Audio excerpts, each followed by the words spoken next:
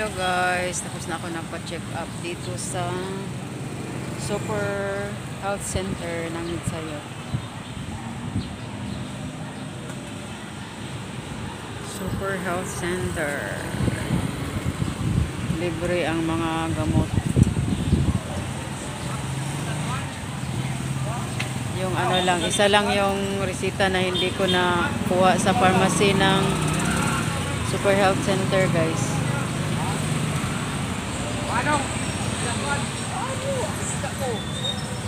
Apat kasi yung gamot na naresita sa akin. So, ang bibilhin ko yung para sa cholesterol lang kasi mataas yung cholesterol ko guys. Mataas ang cholesterol. Pagitan niya niyo.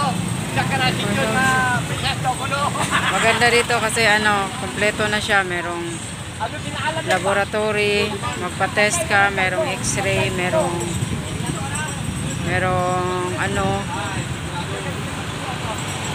ultrasound, may dental clinic, parang hospital na siya guys.